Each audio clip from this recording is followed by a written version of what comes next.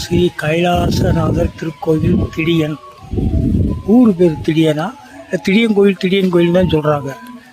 இங்கே ஒரு 2-3 கோயில் இருக்குதான். மலை மேலேயும் கோயில் இருக்குது போல் இருக்குது. மலையை சுற்றிலையும் கோயிலாக தான் தெரியுதுங்களா?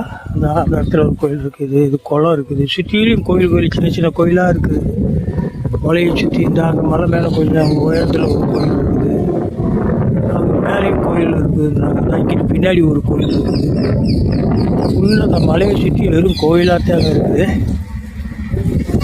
திடியன் நினைக்கிறேன்.